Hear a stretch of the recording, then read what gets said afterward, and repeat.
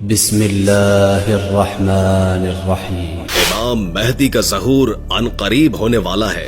مفتی ابو لبابہ منصور نے اپنی کتاب دجالیات میں حضرت دانیال علیہ السلام کی تختیوں کے حوالے سے لکھا ہے، یہودیوں کی ایک ریاست قائم ہوگی اور اس کے 50 سال کے بعد امام مہدی کا ظہور ہوگا۔ ظاہر سی بات ہے کہ 1946 یا 47 میں اسرائیل کی بنیاد ڈالی گئی، لیکن 1973 میں جا کر اقوام متحدہ نے اسے ملک کی حیثیت سے تسلیم کیا اور اس کے جھنڈے کو بھی تسلیم کیا، تو حقیقی بنیادی ملک اور ریاست کی حیثیت سے 1973 میں سمجھی جائے گی۔ اسی لحاظ سے 2023 میں 50 سال پورے ہوتے ہیں، لہٰذا ممکن ہے کہ 2024 میں امام مہدی کا ظہور ہوگا۔ اب آپ کو یہ بتاتے ہیں کہ یہ سارا معاملہ کیسے رونما ہوگا۔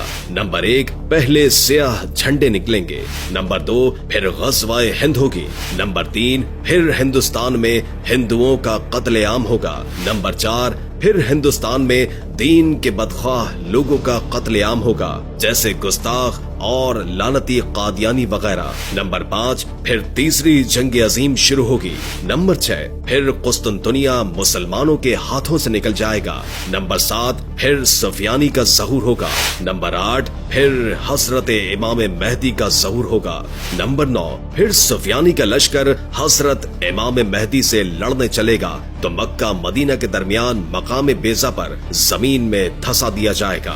نمبر 10، پھر بنو قلب کا لشکر امام مہدی کے ہاتھوں شکست کھائے گا، جس کو لوٹنے کا حکم رسول اللہ نے دیا ہے۔ نمبر 11، پھر مشرق سے سیاہ جھنڈے عرب کی طرف طوفان بن کر اٹھیں گے۔ عرب کو بچانے کے لیے سارے یہودی میدان میں آئیں گے اور سیاہ جھنڈوں کے ہاتھوں بری طرح تباہ ہوگی۔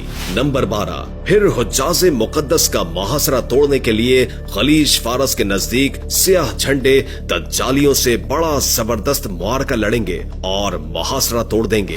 نمبر 13، پھر یہ لشکر امام مہدی علیہ السلام کی بیعت کے لیے آگے بڑھیں گے اور رستے میں نجد شہر ان کی طوفانی یلغار کی لپیٹ میں آ جائے گا۔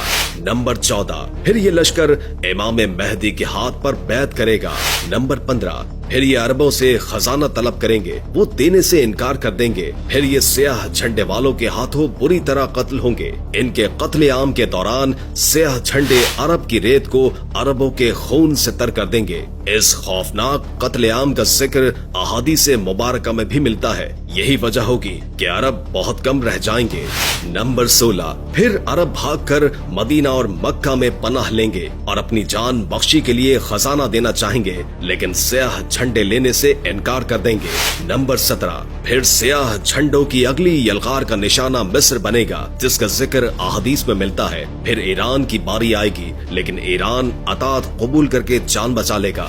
نمبر 18، پھر رومی اپنے وہ لوگ جو اسلام قبول کر چکے ہوں گے واپس مانگیں گے۔ نہ دینے پر رومیوں کے 80 جھنڈے سیاہ جھنڈوں سے لڑنے کے لیے نکلیں گے۔ ہر جھنڈے کے تلے 60,000 رومی ہوں گے۔ ان کی اتنی تعداد دیکھ کر سیاہ جھنڈوں میں سے 1/3 بھاگ جائیں گے، جن کی توبہ اللہ کبھی قبول نہیں کرے گا۔ پہلے دن مسلمان ایک جماعت کو لڑنے کے لیے بھیجیں گے، ساری جماعت شام تک شہید ہو جائے گی۔ پھر چوتھے دن تمام اہل اسلام جو کہ سیاہ جھنڈے والے ہی ہوں گے مل کر رومیوں پر حملہ آور ہوں گے۔ پھر وہ ایسی جنگ کریں گے کہ تاریخ انسانی میں پہلے کسی قوم نے ایسی جنگ نہیں کی ہوگی۔ پھر فرمایا وہ ایسی جنگ ہوگی کہ پہلے کبھی نہ لڑی ہوگی۔ پھر اللہ رومیوں پر شکست مسلط کر دے گا۔ پھر مسلمان یعنی سیاہ جھنڈے ان کا قتل عام کریں گے، یہاں تک کہ رومیوں کی لاشوں کے پہلو سے پرندہ اڑے گا، وہ مر کر گرے گا لیکن لاشوں کے سمندر کو پار نہ کر سکے گا،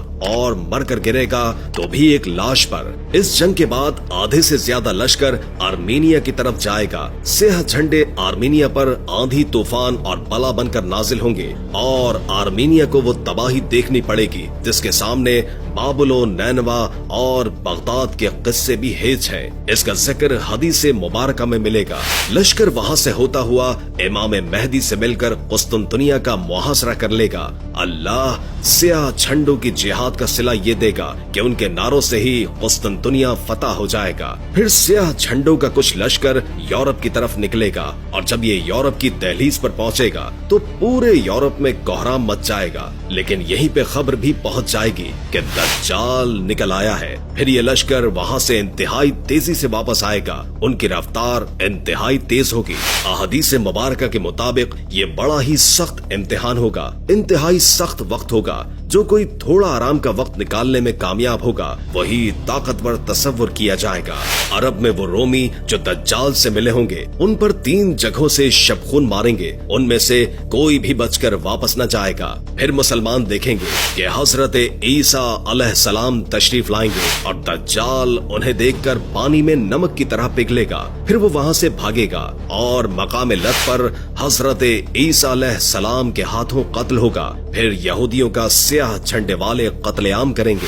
यही वक्त होगा जब मोमिनीन मशरिक से लेकर मगरिब तक फतूहात के झंडे लहरा रहे होंगे और अल्लाह ने सूरह बनी इसराइल में जो वादा फरमाया था पूरा होगा, यानी कुफ्र सरकशी करने वाली कोई भी बस्ती ऐसी नहीं जिसे हम रोजे कयामत से कबल ही तबाह बर्बाद न कर दें। फिर हजरत ईसा अलैहिस्सलाम को हुक्म होगा कि कोहे तूर पर जाकर किला बंद कर दें। याजूज माजूज निकलकर फितना अजीम फैलाएंगे। अल्लाह ताला उन पर अपना कहर नाजिल करेगा और उन पर नफा नामी कीड़ा लग जाएगा और हलाक होंगे। फिर 7 साल तक मुसलमान अमन व अमान से रहेंगे। अमन इतना ज्यादा होगा कि बच्चा शेर को भगा देगा। जिहाद खत्म हो जाएगा, तलवारें दरांतियां बन जाएंगी, शैतानियत तबाह हो चुकी होगी और शैतान को जो कयामत तक की मोहलत दी गई थी खत्म होगी। फिर एक नर्म हवा चलेगी जिससे दुनिया में इस्लाम खत्म हो जाएगा।